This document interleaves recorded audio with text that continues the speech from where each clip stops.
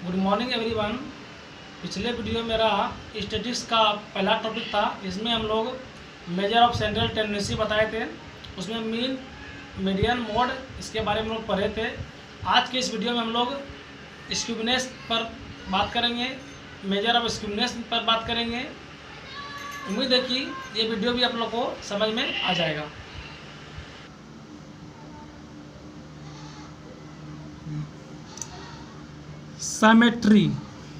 Symmetry क्या होता है?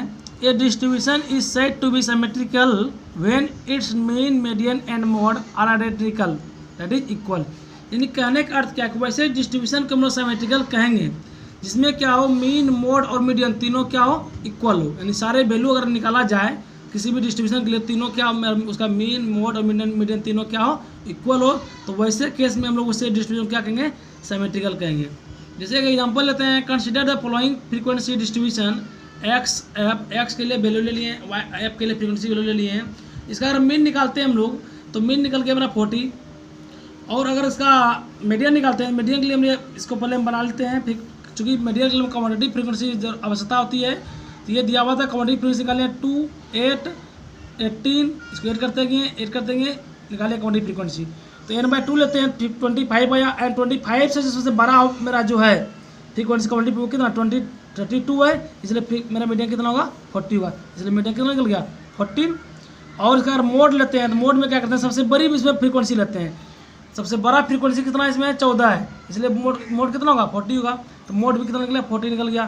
तो हियर मीन, मीडियन, मोड तीनों क्या होगा 40 निकल गया। इसका मतलब क्या हुआ, above frequency distribution is symmetric हो गया मेरा।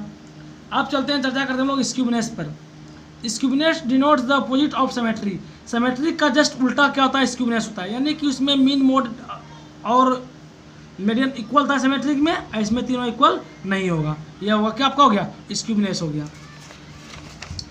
अब जो है a symmetrical distribution when plotted on the graph will give a perfectly well shaped curve which is known as normal curve.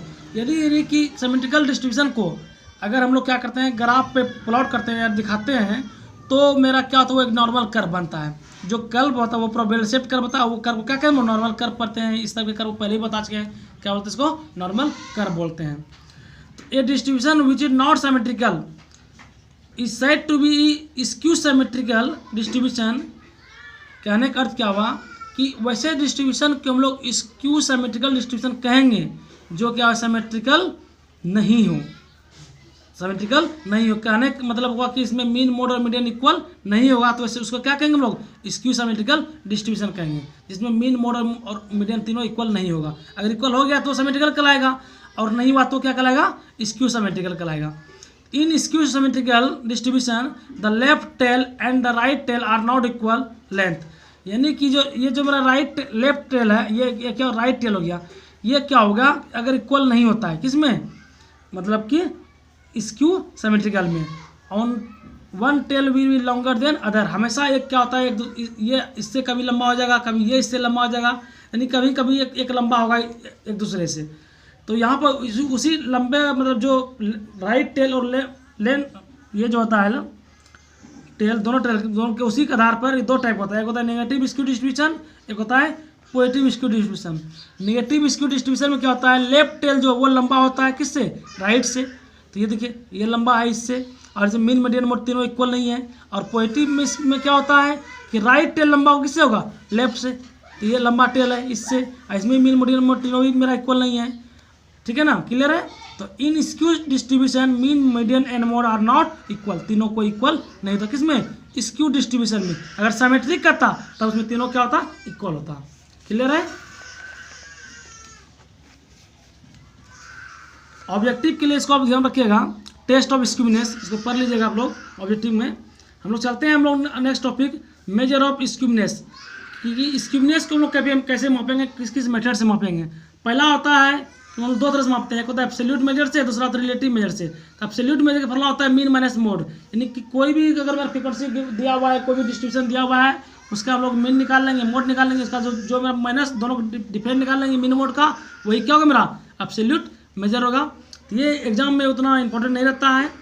दूसरा होता है रिलेटिव मेजर। रिलेटिव मेजर में 4 पढ़ना होता है हमको। ये 4 में जो है प्राय करके एग्जाम में 2 पूछता है, Karl Pearson coefficient of skewness और measure of skewness based on the moments. ये 2 हम लोग चर्चा करेंगे। बाकी 2 जो है बोवेल्स कोफिशिएंट ऑफ स्क्यूनेस और केलीज, ये दोनों चर्चा नहीं करेंगे। तो यहाँ हम लोग 2 टॉपिक पढ़ेंगे, Karl Pearson coefficient of skewness और measure of skewness based on the moments, जो मोमेंट्स पर आधारित हो। ठीक है ना। तो पहला हम लोग कर रहे हैं Karl Pearson coefficient of skewness. तो Karl Pearson coefficient of skewness का फॉर्मूला होता है mean minus mode by standard deviation. Mean minus mode by standard deviation, यानी कि कर्ल पियर्सन कोफिशिएंट को निकालने के लिए हम क्या करना होगा, हमको मीन तो निकालना होगा, मोड और मीडियन में कोई अब तो निकाल लीजिएगा।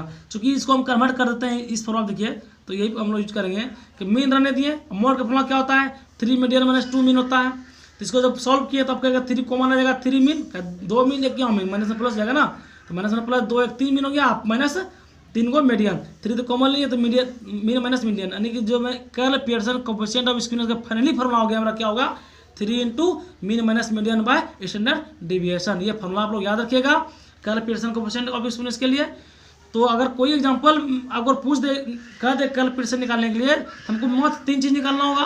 पहला मीन, मीडियन और स्टैंडर्ड डिविएशन, ये तीनों वैल्यू निकाल करके अगर इसमें रख देते हैं, मेरा क्या निकल जाता है, Karl Pearson coefficient of skewness. It is generally lies between -1 और 1, और इसका जो वैल्यू होता है वो पराया करके -1 और 1 के बीच ही आता है। Its value is 0 then there is no skewness. अगर बाय केस, रेयर केस में अगर इसका वैल्यू 0 आ जाए तब उस केस में इसका कोई स्क्यूनेस नहीं होगा। क्लियर है ना। तो हम लोग यहाँ पर हम एक एग्जांपल लेते हैं, एग्जांपल से निकाल के दिखाते हैं हम इसका कर्ल पियर्सन का coefficient of skewness from the given data. Data दिया हुआ है लाइफ टाइम इन मोमेंट्स 30 से 40, 40 से 50, 50 60 एंड सो ऑन, लास्ट 110 से 120, और नंबर ऑफ मोबाइल दिया हुआ है 4 6 8 एंड सो ऑन। तो इस ये गिवन डाटा को यूज करके हमको क्या करना है, Karl Pearson coefficient of skewness निकालना है। इसका मतलब हमको मीन, मोड, मीन, मीडियन और क्या स्टैंडर्ड डिविएशन हमको फाइंड करना होगा। तो इसको हम लोग क्या करते हैं, तैयार कर लेते हैं। इसका लाइफ टाइम इन मोमेंट्स में इधर लिख दिए, नंबर ऑफ मोबाइल फ्रिक्वेंसी हो गया। तो हमको सबसे पहले क्या निकाला, मीन निकाला। मीन के लिए क्या हम लोग बताएं फॉर्मूला, ये फॉर्मूला होता है मीन के लिए फॉर्मूला होता है A plus summation F D by sigma F, sigma F D by sigma F या summation F D by summation F. ये क्या था, मेरा एज्यूम मीन था। तो ये जो मेरा एक्स, पहले मिड वैल्यू निकालते हैं। मिड वैल्यू 40 + 30 75, 70 बाई 2 35 हो गया, दोनों का सम बाई 2 ये आ गया, एंड सो ऑन, ये निकाल लिए।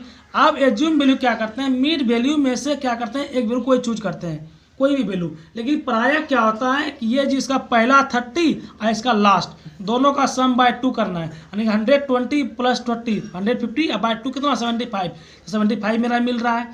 तो ये मेरा एज्यूम मीन हो जाएगा। तो लेट ए बराबर 75 मान लिए। तो डी निकालते हैं डिविजन, x माइनस ए होता है फॉर्मूला, डी बराबर फॉर्मूला क्या होता है, x माइनस ए का वैल्यू कितना 75, और इधर फिर एफ डी ले लेंगे, एफ डी स्क्वायर लेंगे हम लोग स्टैंडर्ड डिवीजन के लिए। तो मीन के लिए हमको एफ डी ही चाहिए। तो यहाँ से हमको क्या करते हैं, ये x माइनस 75 निकाल रहे हैं, x वैल्यू कितना 35, अब माइनस कितना 75, तो -40 हो जाएगा, 45 - 75 -30, उसी तरह 55 - 75 -20, 65 - 75 -10, 75 - 10 100 एंड सो ऑन। और फिर एफ डी निकाल रहे हैं, एफ डी मतलब एफ और डी को क्या मल्टीप्लाई करना है, दोनों मल्टीप्लाई कर, ये आ गया, दोनों मल्टीप्लाई किए, ये आ गया, दोनों मल्टीप्लाई किए, ये आ गया, एंड सो ऑन फाइंड कर लिए।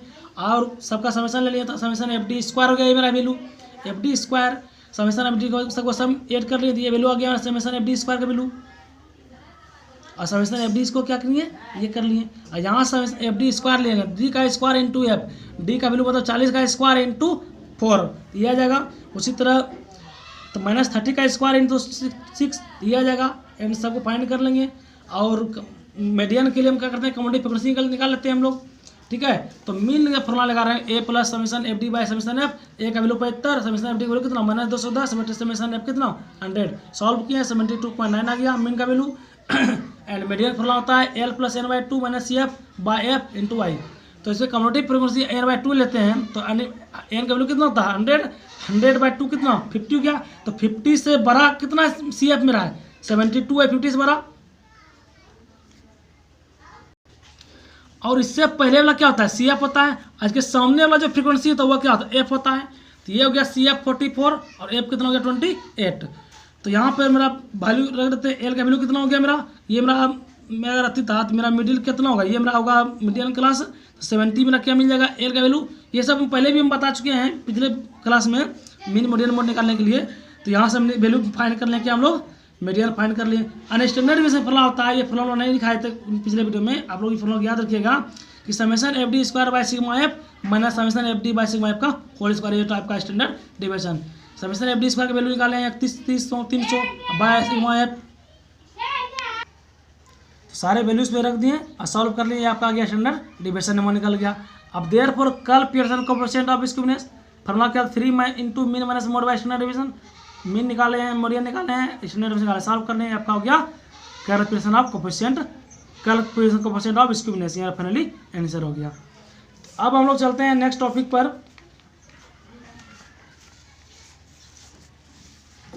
दूसरा जो हम बताए थे कि measure of skewness based on the moments, तो इसको पढ़ने से पहले हम थोड़ा सा मोमेंट्स के बारे में जान लेते हैं। हालांकि प्रोबेबिलिटी मोमेंट्स पढ़ाए हैं तो सेम फार्मूला यहाँ भी अप्लाई होगा, अंतर क्या होगा, सिर्फ नोटेशन उसका अलग होगा। वहाँ हम लोग यूज करते थे म्यू के प्रोबेबिलिटी में, यहाँ यूज करेंगे म्यू आर, सिर्फ के बदले में आर यूज करेंगे।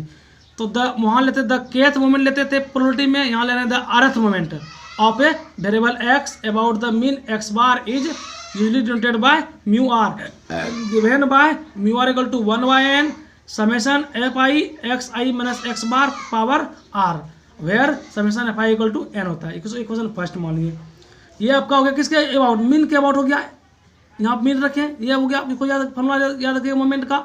और अगर कहेंगे कि किसी एनी पॉइंट ए के अबाउट कहेंगे तो जहाँ मीन है वहाँ ए हो जाएगा। ये चीज़ हम पहले भी बता चुके हैं जिसमें प्रोबेबिलिटी पढ़ा रहे थे क्लास में। तो यहाँ पर एनी पॉइंट जहाँ एक्स बार वहाँ क्या हो गया, ए हो गया। तो ये इसको हम नोटेशन में जो कि म्यू डैश आर के नोट किए,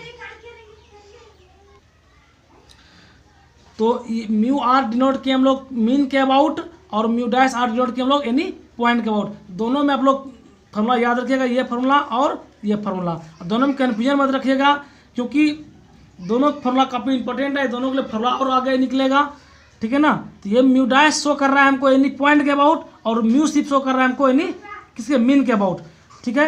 आप क्या कर रहे हैं, इस इक्वेशन 1 में आर के वैल्यू 0, 1, 2, 3, 4 यूज करते हैं, 5 यूज करते हैं।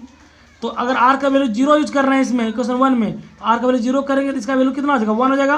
तो समेशन सिग्मा एफ हो जाएगा एफ आई, और सिग्मा एफ आई का वैल्यू कितना एन होता है, एन बाई एन वैल्यू करके कितना मिला हमको, सिर्फ 1 मिलेगा, हमको वैल्यू 1 मिल गया। किसका वैल्यू, म्यू 0 का वैल्यू, और म्यू 0 वैल्यू 1 होता है, इसको याद रखिएगा। और अगर आर के वैल्यू 1 पुट करते हैं तो म्यू 1 होता है, तो म्यू 1 का यहाँ पर आर के वैल्यू 1 पुट किया तो सिर्फ ये टर्म बचा, और ये वैल्यू करके कितना होता है मेरा 0 आता है, वैल्यू कितना होता है मेरा 0, ये 0 हो जाएगा। तो म्यू 1 वैल्यू कितना हो गया 0। और 2 पुट कर रहे हैं तो यहाँ स्क्वायर हो जाएगा, यहाँ 3 कर रहे हैं तो क्यूब हो जाएगा, 4 कर रहे हैं तो 4 हो जाएगा, 5 कर रहे हैं तो 5 हो जाएगा, एंड सो ऑन। तो ये निकल गया हमारा किसमें, ये सब जो म्यू 1, म्यू 2, म्यू 3, म्यू 4 निकाल रहे हैं वैल्यू, ये किसके अबाउट, मीन के अबाउट। आप निकालेंगे म्यू 1, म्यू 2, म्यू 4 किसके, mu 1 dash, mu 2 dash, mu 3 किसके अबाउट, यानी पॉइंट के अबाउट। तो इक्वेशन 2 में पुट करेंगे आर के वैल्यू 0, 1, 2, 3, 4, तो म्यू 1 डैश 0, तो यहाँ 0 पुट कर रहे हैं तो ये वैल्यू 1 मिल जाएगा चूँकि। और इसको सॉल्व करने के बाद summation F I X I minus mu है ना जी, तो ये आपका वैल्यू 1 मिल जाएगा। तो म्यू 1 डैश वैल्यू 1 निकल गया। अब म्यू 1 डैश करेंगे तो वैल्यू कितना हो जाएगा, यहाँ पर 1 हो जाएगा। इसको सॉल्व कर रहे हैं तो 1 by N summation I to N F I X I minus F I A. तो ये आपका हो गया, ये पोर्शन आपका हो गया क्या हो गया, मीन हो गया, एक्स बार हो गया, और ये पोर्शन ए और ये पोर्शन कट इधर कट जाएगा तो सिर्फ क्या बचेगा, ए बचेगा, तो एक्स बार माइनस ए, यानी mu 1 dash equal to X bar minus A होता है फॉर्मूला, ये याद रखिएगा। उसी तरफ क्या करेंगे, म्यू 2 निकालेंगे, आई इक्वल टू 2 पुट करेंगे,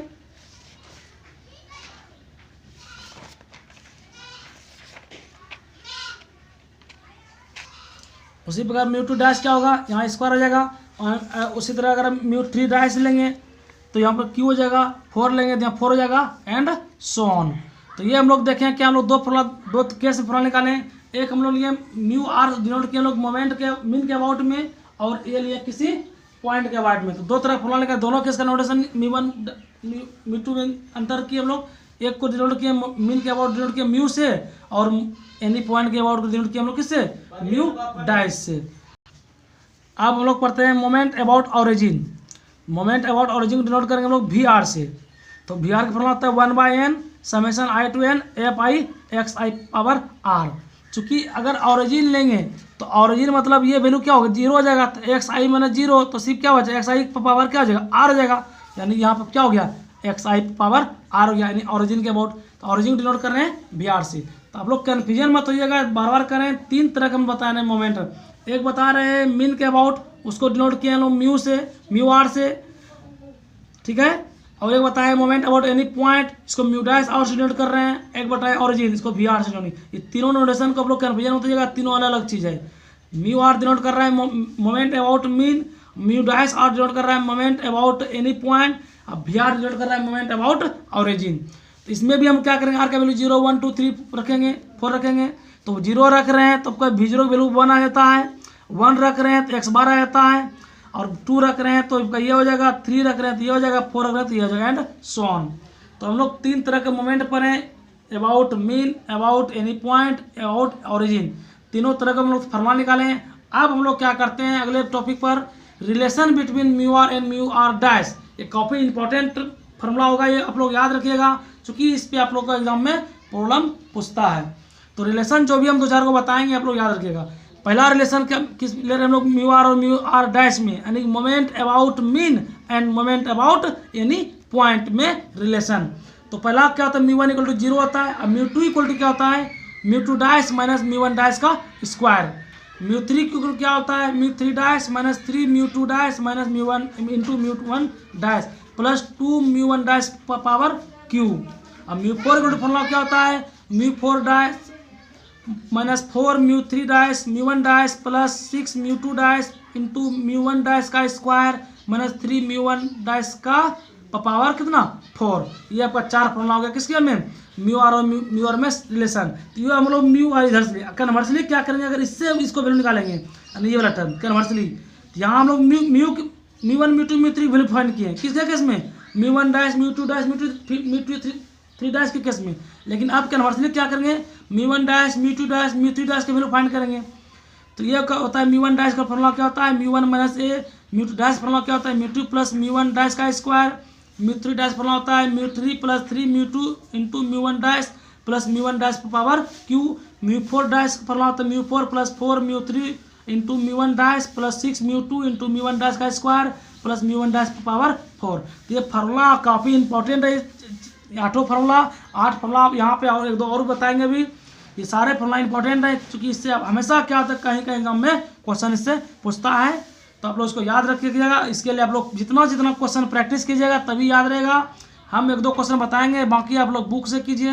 प्रॉब्लम नहीं मिल रहा है तो आप लोग बोलिएगा, हम लोग प्रॉब्लम देंगे, लेकिन प्रैक्टिस कीजिएगा तभी ये फार्मूला आप लोग को याद हो पाएगा।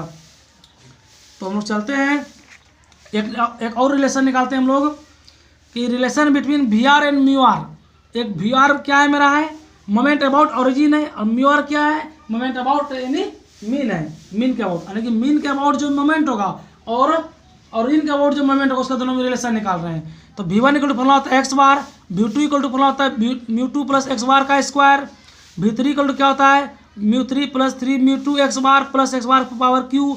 वी फोर फॉर्मूला होता है mu four plus 4 mu three X bar plus 6 mu two X bar का square plus X bar power 4।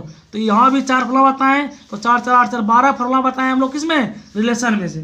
तो 12 फॉर्मूला को याद रखिएगा।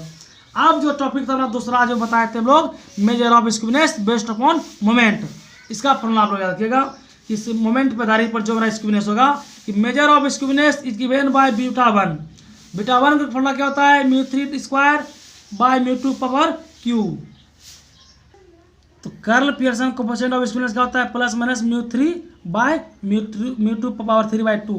ये भी आप याद रखिएगा। अब बीटा वन में क्या हो गया, मेजर ऑफ स्क्विनेस हो गया, और measure of kurtosis is given by beta two. अब बीटा टू का फॉर्मूला क्या होता है, mu four by mu two dash का स्क्वायर, म्यू टू का स्क्वायर। और गामा कोफिशिएंट क्या होता है, गामा वन बराबर plus minus root beta one, और गामा टू क्या होता है बीटा टू माइनस 3। तो आज के वीडियो में एक एग्जांपल लेंगे, और फिर नेक्स्ट अगले वीडियो में एक दो एग्जांपल और करवाएंगे, फिर हम लोग अगले टॉपिक पर चलेंगे। तो अभी तक जो बताएं इस पर आधारित एक एग्जांपल ले रहे हैं हम लोग। एक एग्जांपल और अच्छा खासा इंपॉर्टेंट है। Find the relation between moment about the mean end moment about any arbitrary point. यानी क्या कर रहा है कि हमको मोमेंट रिलेशन निकालना किस मोमेंट अबाउट मीन और मोमेंट अबाउट एनी पॉइंट में। ठीक है, the first 4 moments of a distribution about the value 4 of variate are -115, 17, -30 and 108। Calculate the first 4 moments about the mean and find beta 1 beta 2। यानी question क्या कर रहा है कि 4 का जो मोमेंट्स होता है उसके अबाउट किसी पॉइंट अबाउट 4 के वो दिया हुआ आपका माइनस किसके अबाउट दिया हुआ है, किसी पॉइंट के अबाउट, नहीं 4 ए का वैल्यू 4 हो जाएगा, उसके अबाउट दिया हुआ है μ1 dash, μ2 dash, μ3 dash and μ4 dash. हमको कैलकुलेट करना है 4 को फर्स्ट 4 मोमेंट्स यानी μ1 μ2 μ3 μ4 एंड ऑल्सो फाइंड करना है बीटा 1 एंड बीटा 2। तो वी हैव a = 4, μ1 डैश दिया हुआ है, μ2 डैश दिया हुआ है, μ3 डैश दिया हुआ है, μ4 डैश दिया हुआ है। तो मोमेंट अबाउट मीन आर क्या होता है, μ1 होता है, μ1 पहला तो जीरो μ1 जीरो ही होता है, पहला हम लिखा है भी हम। μ2 क्या होता है, μ2 डैश माइनस μ1 डैश का होल स्क्वायर, μ2 डैश की वैल्यू 1.7, μ1 डैश की वैल्यू -1.5 पावर स्क्वायर। सॉल्व कर लिए 14.75 μ2 निकल गया। एंड μ3 = क्या होता है, μ1 dash μ3 dash -3 μ2 dash into μ1 dash plus 2 μ1 dash power cube. सारे वैल्यू रख दिए, μ3 निकल गया एंड लास्ट में μ4 पर वैल्यू रख दिए, फॉर्मूला सॉल्व कर लिए, वैल्यू निकल गया। ये देखिए यहाँ फॉर्मूला यूज है ना, नहीं फॉर्मूला, ये सब फॉर्मूला। तो ये फॉर्मूला जब तक याद नहीं रखिए कैसे होगा, इसको याद रखना होगा। एंड आई ऑल्सो क्या फिर बोला था बीटा 1 और बीटा 2, बीटा 1 का फॉर्मूला होता है लगा दिए, सॉल्व कर लिए, बीटा 2 फॉर्मूला लगा दिए, सॉल्व कर लिए, मेरा फाइनली आंसर हो गया। तो अगले वीडियो में हम इसका एक दो एग्जाम्पल और करेंगे, ठीक है, और कुर्तोसिस पे हम लोग बात करेंगे, फिर हम लोग चलेंगे अगले टॉपिक की ओर। तो आज की वीडियो में इतना ही। उम्मीद है कि ये वीडियो आप लोगों को समझ में आ गया होगा। लेकिन हम अंत में भी फिर से आप लोग से विनती करते हैं, निवेदन कर रहे हैं कि आप लोग जो भी फार्मूला बता रहे हैं उस फार्मूला का आप लोग याद रखिए, तभी आप लोग प्रॉब्लम सॉल्व कर सकते हैं, कर सकिएगा। और फार्मूला तभी याद होगा जब लोग ज़्यादा से ज़्यादा प्रॉब्लम प्रैक्टिस कीजिएगा। धन्यवाद।